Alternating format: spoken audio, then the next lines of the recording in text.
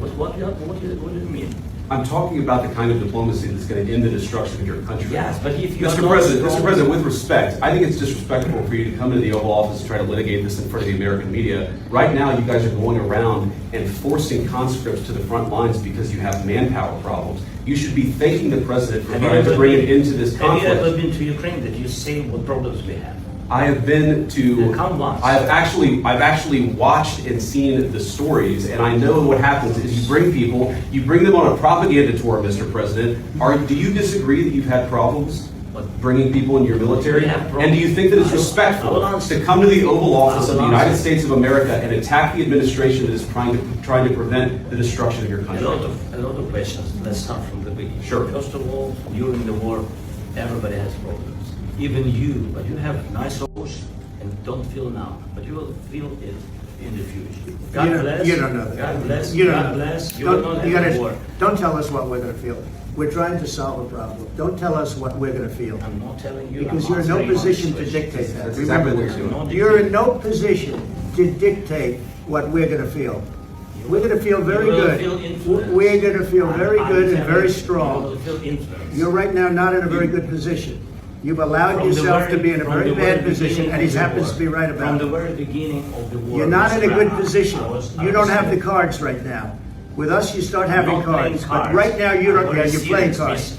You're playing cards. You're gambling with the lives of millions of people. You're gambling with World War III. You're gambling with World War III.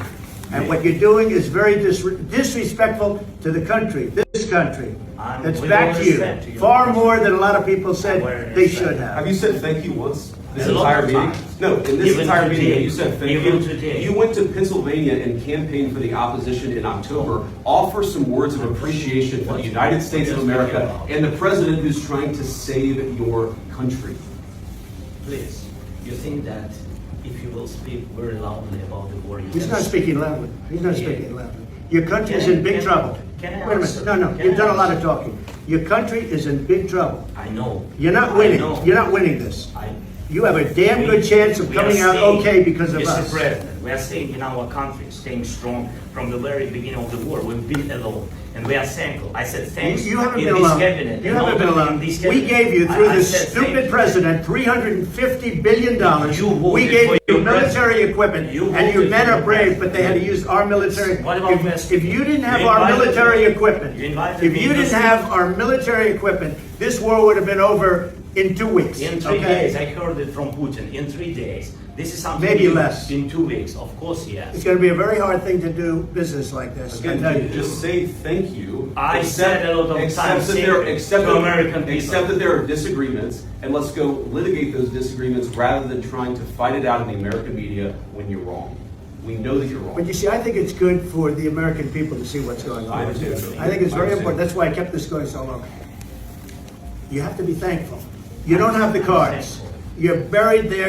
Your people are dying. You're running low on soldiers. Listen, you're running low on soldiers. It would be a damn good thing. And then you tell us, I don't want a ceasefire. I don't want a ceasefire.